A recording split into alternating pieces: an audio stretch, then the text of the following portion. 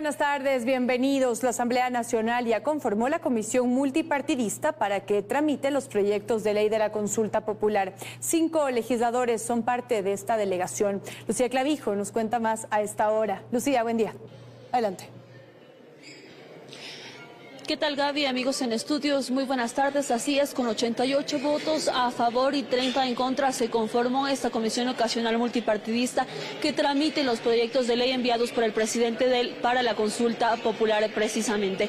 Los cabildeos se llevaron en el pleno hasta último minuto y de hecho se tuvo que dar paso a otros puntos del orden del día para conformar esta comisión, pues los legisladores tenían conversaciones hasta el último momento. Así se aprobó la moción de Vicente Tallano, jefe de bancada del Partido Social Cristiano, para que conformen 5 legisladores de esta comisión. El primero es Carlos Vera, de su propio partido, luego está Lucía Pozo, de los Independientes, Patricia Mendoza, de Revolución Ciudadana, Steven Ordóñez, de la bancada del oficialismo ADN, y también está Ingrid Salazar, de la bancada de Construye. Han dicho que el mayor reto será trabajar en este corto tiempo que tienen, pues recordemos, nada más hay 60 días para que tramiten 5 proyectos de ley, por lo que analizan incluso declararse en comisión permanente. Escuchemos lo que dijo la asambleísta Lucía Pozo.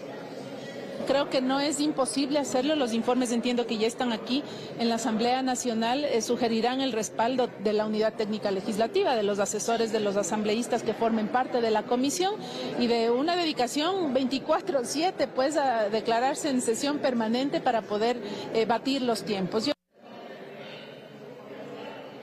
Bien, la primera sesión entonces de esta comisión podría realizarse entre este jueves y viernes, pero tendría que ser de forma virtual, pues recordemos, el Palacio Legislativo estará cerrado, ya que se harán los preparativos para lo que será el viernes 24 de mayo, día en el que el presidente dará su rendición de cuentas. Escuchemos a continuación lo que dijo Patricia Mendoza.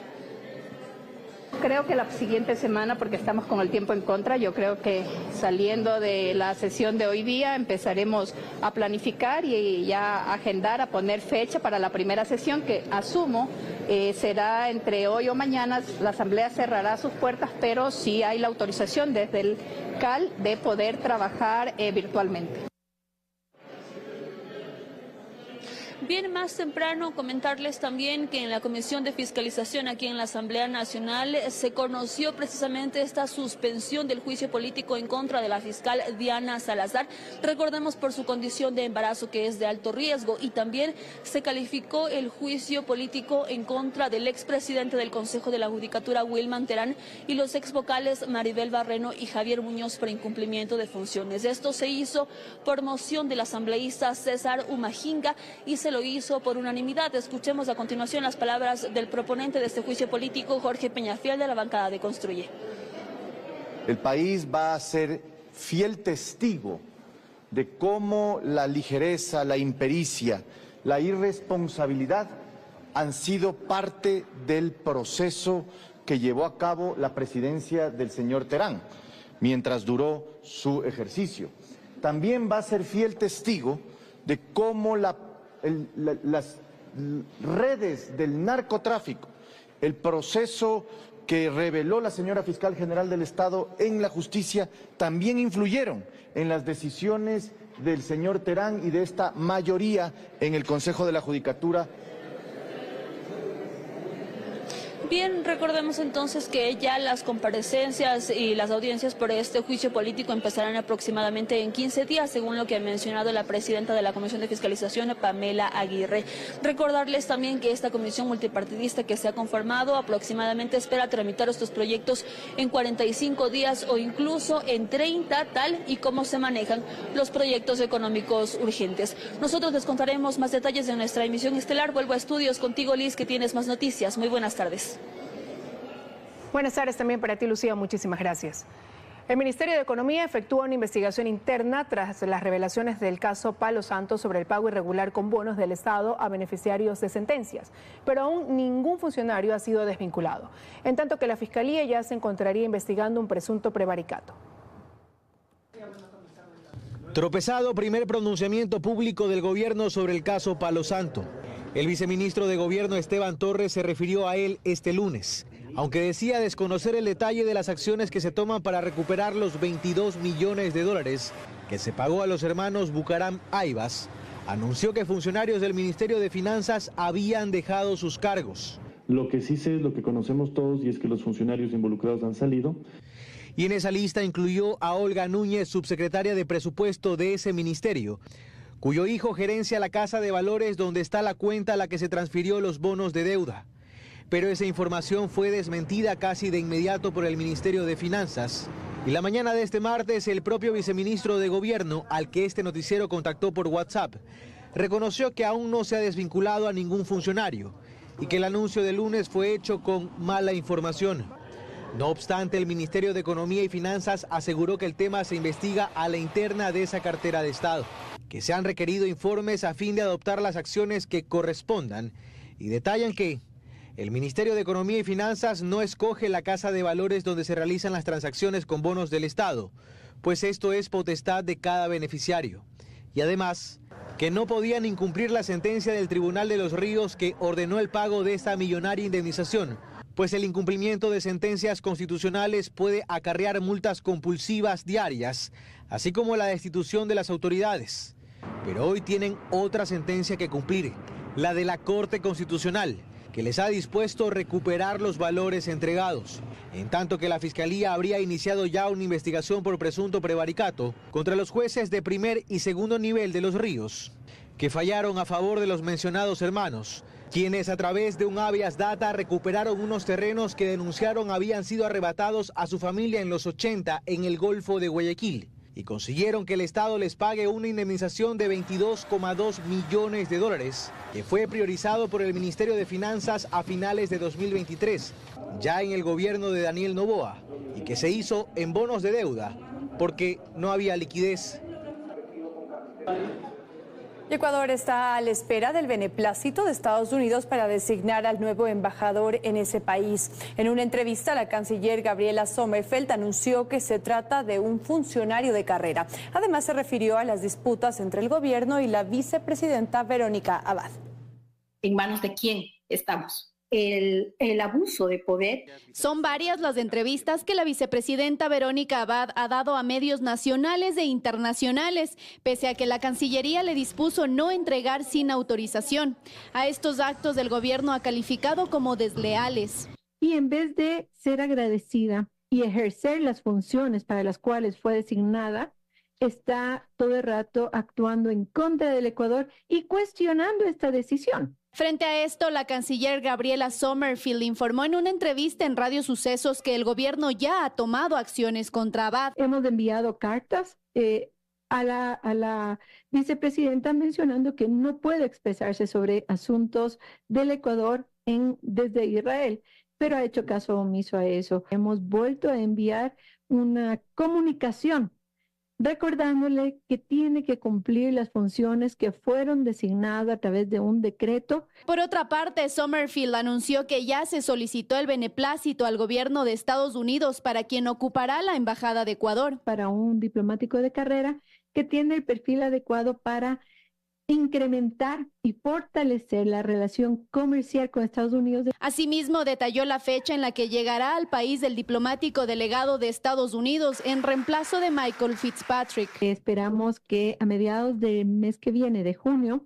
los resultados de la visita del presidente Daniel Noboa al Papa Francisco en el Vaticano fue otro de los temas a los que se refirió la canciller, aunque el pontífice no vendrá a Ecuador por temas de agenda. En relación al impasse diplomático entre Ecuador y México y la decisión que tome la Corte Internacional de Justicia, insistió en que el país mantiene sus puertas abiertas para una solución. Al Ecuador se le debería pedir disculpas por toda la violación de los diferentes artículos. Este jueves, la Corte Internacional de Justicia se pronunciará sobre las medidas cautelares que pidió México en contra de Ecuador. 4.000 ecuatorianos en México tienen problemas para realizar trámites migratorios en dicho país. Las soluciones señaladas desde Cancillería, asegura la Asociación de Migrantes en México, son muy costosas. Sin representación en México, así se sienten Lorena Mena y Viviana Mesa, compatriotas que residen en el país azteca hace más de 10 años. Y es que desde la salida tanto de la embajada como de los consulados ecuatorianos, el pasado 15 de mayo debido al impasse diplomático, Mesa sostiene que teme por las garantías de sus derechos y connacionales. Una cosa es vivir como dicen, los toros de lejos, y otra cosa es estar aquí. Por ejemplo, se decía que el consulado de Perú va a apoyar con muchos de estos temas.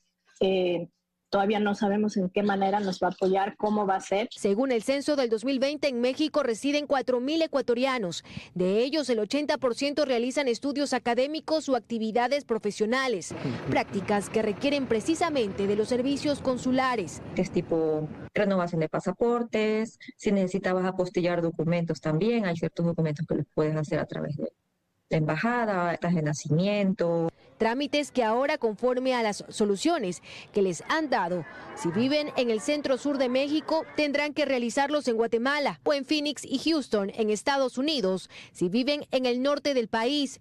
Digamos que en mi caso, tengo la fortuna de tener visa de Estados Unidos, de poder cruzar y solventar eso, aunque implica gastar, trasladarte. Procesos que se vuelven aún más complejos y dolorosos si de migración irregular se trata. No contamos con una autoridad nacional, una autoridad ecuatoriana, que sea la encargada de velar porque se desarrolle el debido proceso una vez que son detenidos o que son remitidos a las estaciones migratorias. Desde la Asociación de Ecuatorianos que residen en México se indica que ya se ha tenido un primer acercamiento con Cancillería para poder solucionar de manera efectiva el tratamiento de documentos migratorios que les permita continuar con sus actividades en ese país. No obstante, aún están a la espera de respuestas concretas.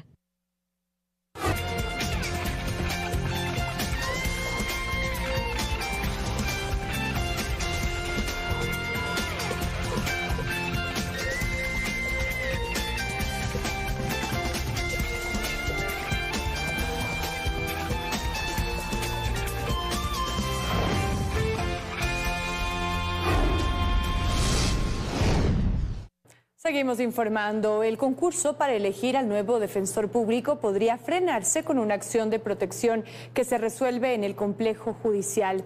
Nuestra compañera Daniela Valencia se encuentra en el lugar para contarnos todos los detalles. Dani, buenas tardes. Buenas tardes, compañeras. Así es, esta es la 10ª acción de protección que se presenta en contra del concurso para elegir al defensor público, un proceso que ya está a puertas de concluir. La acción de protección la presentó el impugnante Luis Silva, esto por una supuesta vulneración a sus derechos de participación, pues no se aceptaron a trámite 2 impugnaciones en contra de 2 de los mejores puntuados. Se trata en contra de Daniel Frías Toral y también Jorge Ballesteros. En contra del primero, él dijo se subió puntos sin ningún tipo de argumentación y además estaba inmiscuidos en procesos con fiscalía. En el segundo, en caso de Ballesteros, dijo que se falsificó una firma en un certificado y que además tenía un proceso pendiente por asociación ilícita también con fiscalía. Lo que dijo la Comisión Ciudadana de Selección es que no podían revisar lo actuado por los anteriores comisionados y que además en caso de los procesos con fiscalía no se podían revisar, pues esto sería fallar a la presunción de inocencia. Escuchemos lo que dijo el accionante.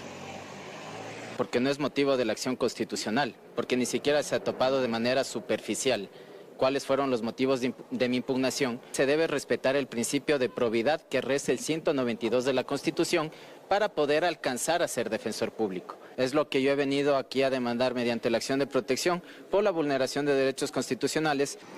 Y bien, el juez otorgó 48 horas para que remitan hasta su despacho cierta documentación. La sentencia de una jueza de Quevedo que ordenó que se continuara este proceso en enero de este año desde la fase de las pruebas escritas. Además, que llegue una documentación en cuanto a un informe escrito por el Consejo de Participación Ciudadana y Control Social relacionado con las apelaciones de las impugnaciones. La audiencia se retomará este viernes a las 9 horas. Es lo que les podemos contar hasta el momento. Ustedes tienen más información en estudio. Buenas tardes.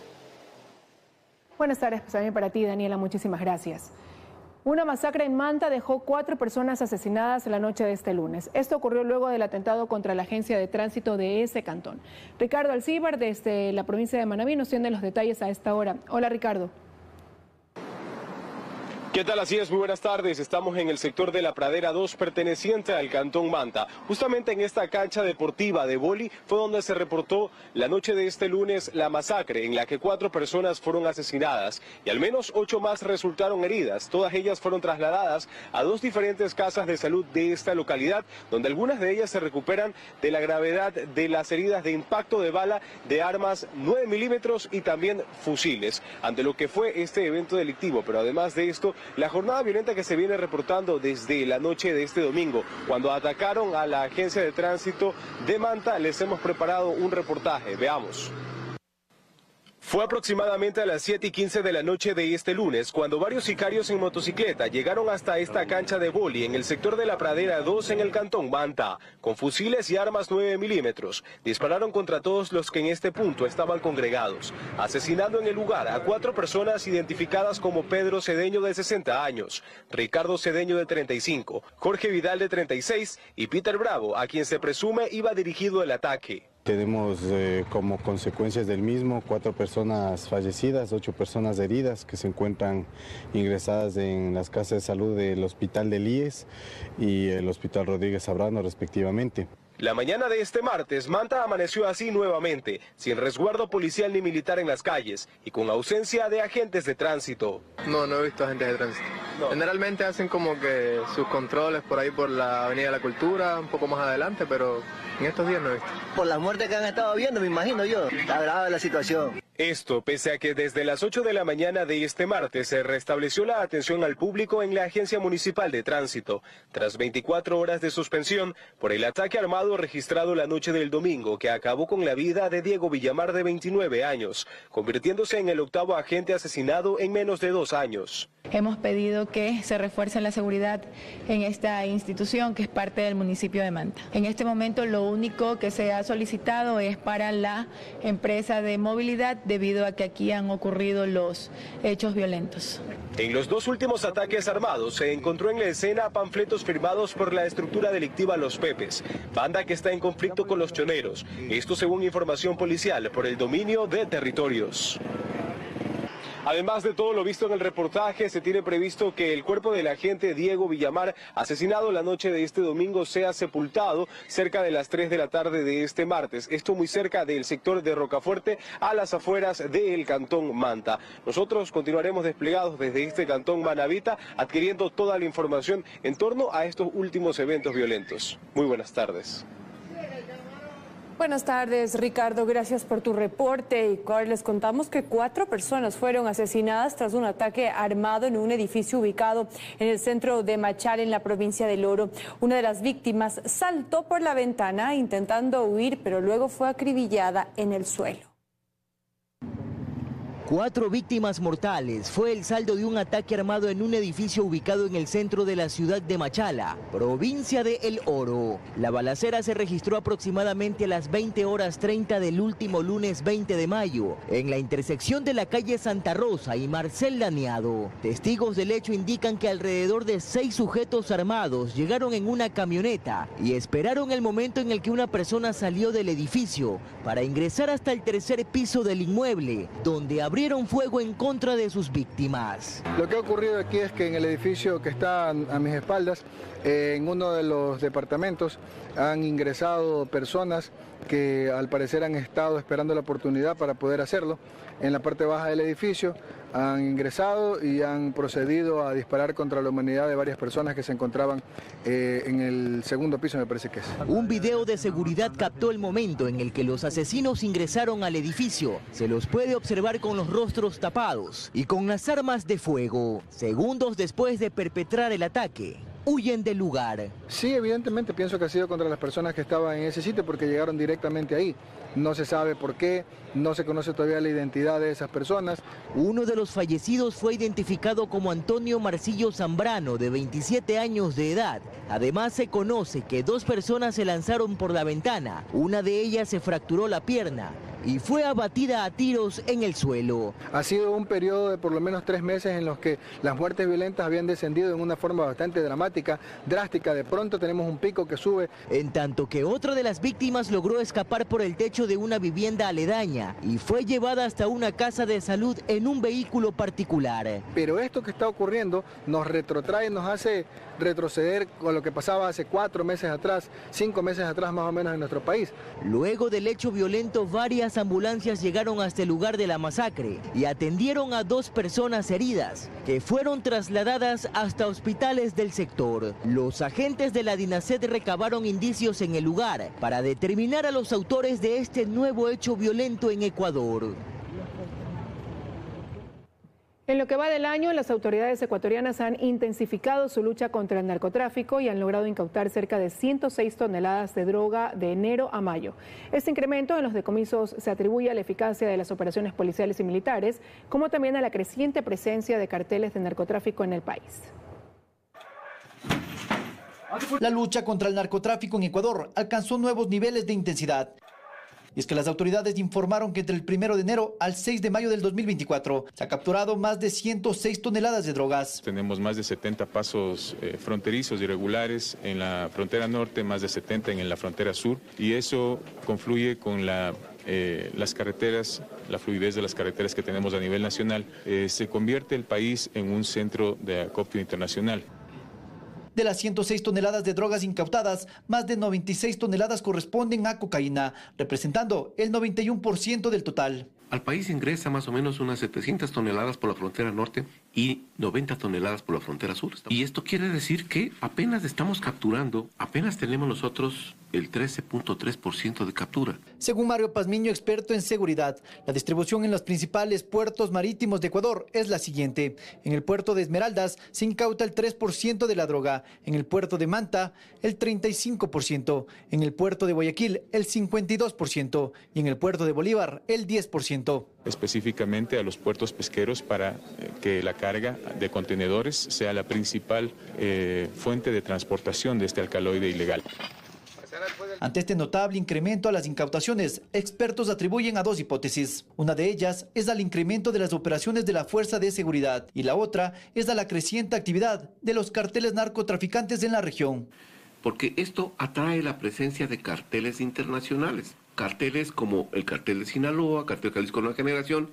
En la provincia de Esmeraldas, por ejemplo, se ha registrado un notable incremento en las incautaciones de drogas en lo que va del año. 9 laboratorios de producción de sustancias sujetas a fiscalización, de los cuales 5 tenían una capacidad de producción de 15 toneladas al mes. Esto también ha causado una afectación a la economía criminal, ya que el valor de la droga incautada varía considerablemente según el mercado. A nivel nacional, el costo por kilogramo de cocaína se estima en $5.000. En Estados Unidos, el precio asciende a $10.000, mientras que en Europa alcanza hasta los $20.000. Con estos datos proporcionados se calcula que la incautación de drogas en Ecuador aumentó un 38% en comparación al año 2023.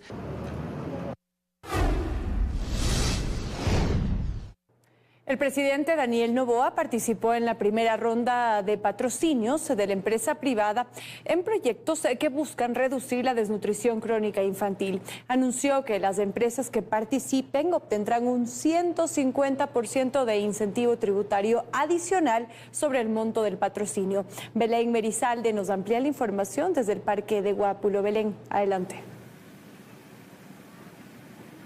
Hola, ¿qué tal en estudio, amigos? Muy buenas tardes. Sí, efectivamente, el presidente de la República, Daniel Noboa, mantuvo este encuentro con alrededor de 150 empresarios y los representantes de 13 proyectos que buscan luchar contra la desnutrición crónica infantil.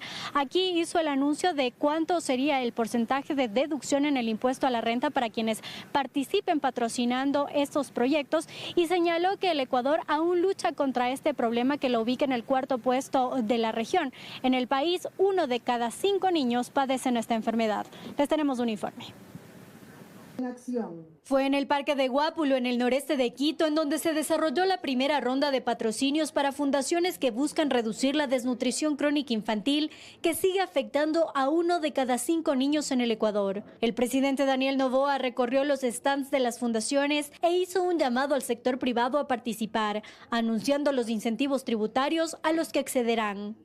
Actualmente existen 13 proyectos calificados y listos para ser patrocinados, que requieren de aproximadamente $50 millones para su ejecución. Que los contribuyentes que aporten a programas sociales de prevención y reducción de la desnutrición crónica infantil tendrán un incentivo tributario del 150% adicional sobre el monto de los patrocinios. Esta no es la primera vez que un gobierno ofrece deducción en el impuesto a la renta a quienes participen, pero en esta ocasión sí hay mayor expectativa por el monto. La confirmación del presidente fue una excelente noticia para todos los que estamos enfocados en este camino.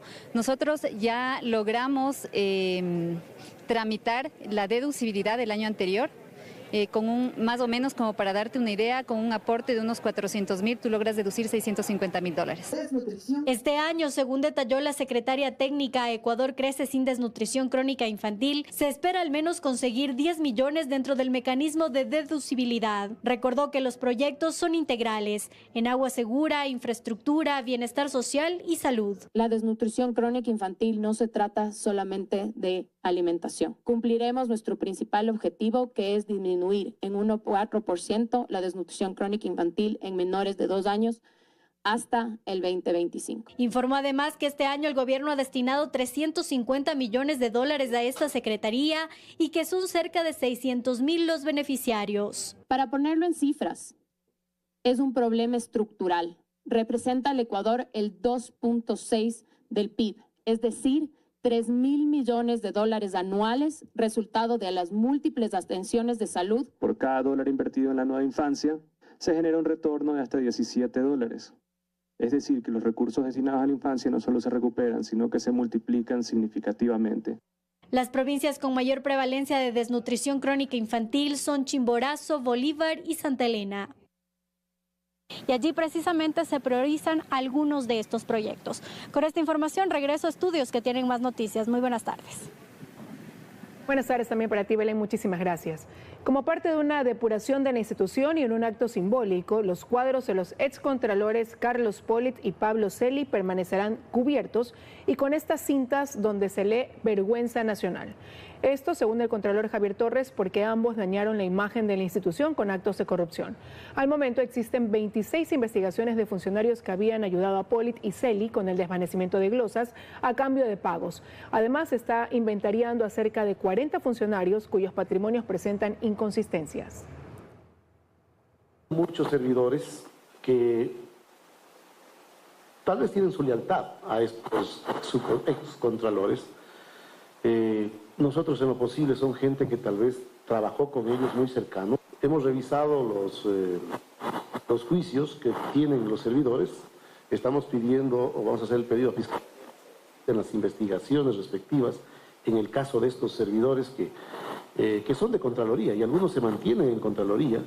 Lo que hemos hecho, están en otras unidades, ya no están trabajando en unidades sensibles, hasta que las investigaciones son muy respetuosos de la ley, son inocentes, se declare lo contrario, las investigaciones que están en Fiscalía tendrán que demostrar si en verdad cometieron algún delito, tendrán que ser separados de esa manera.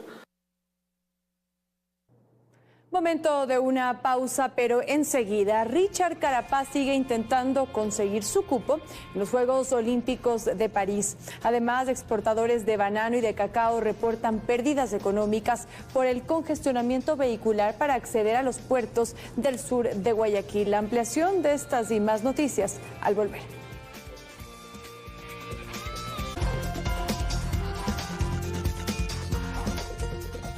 Estamos de regreso con más información. El Ministerio de Deporte inicia una investigación sobre el único cupo de ciclismo que tiene Ecuador para los Juegos Olímpicos de París 2024.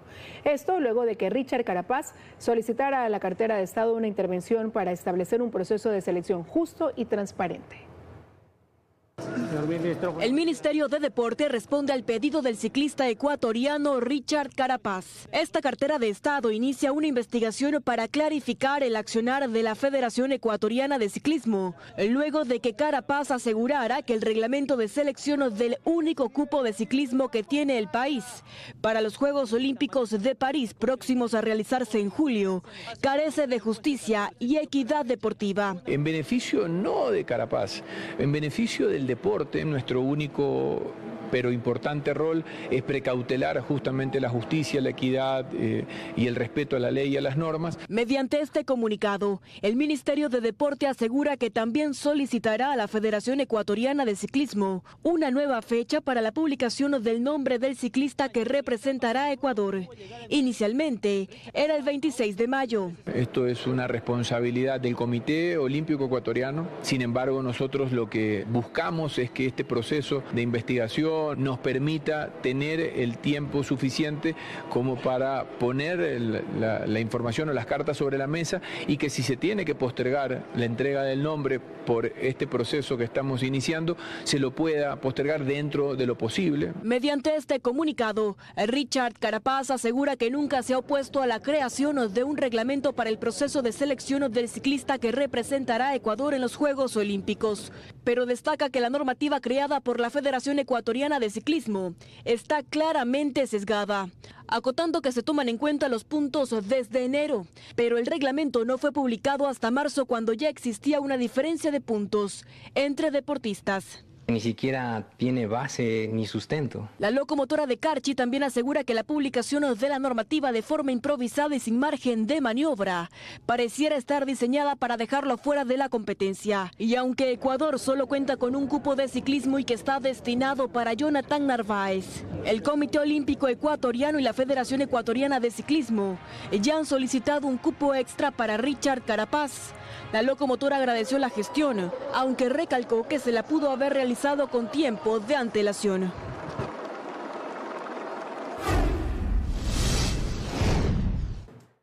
Exportadores de banano y cacao reportan pérdidas económicas por el congestionamiento vehicular para acceder a los puertos del sur de Guayaquil.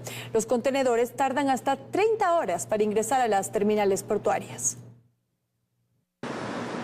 Así lucen los ingresos a Naportec y a la terminal portuaria de Guayaquil. Desde enero de este año, los trailers que llevan contenedores a estos puertos realizan largas filas de hasta más de 5 cuadras y de hasta 30 horas de duración. Esto hace que las exportaciones tengan retrasos y que la imagen de Ecuador quede mal frente al mundo, aseguran representantes de los sectores bananero y cacautero. Ambos sectores registran pérdidas que aún se siguen cuantificando. El director ejecutivo de Arcobanec, Richard Salazar, asegura que esta problemática empezó cuando a inicios de año una naviera cambió sus operaciones de Contecón a Naportec, ubicado en la isla Trinitaria al sur de Guayaquil. Los puertos quizás tengan la capacidad operativa de manejar la carga. El problema es el acceso a estos puertos, que genera una congestión brutal.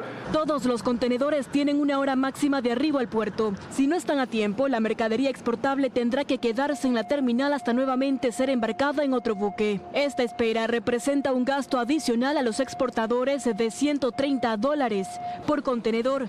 Pero hay más. Los transportistas han incrementado el precio del flete por las horas de espera al ingreso de los puertos. Normalmente suelen cobrar hasta $600 por flete. Ahora son 800. Mientras los choferes están afuera esperando entrar a los puertos, son víctimas actualmente de robos, extorsiones y vacunas. Se están robando cables del sistema de refrigeración, que genera, entre otras cosas, un gasto por reparación de alrededor de casi $300. El sector cacautero, en cambio, asegura que al no salir a tiempo la carga exportable, los contenedores son propensos a ser contaminados con droga.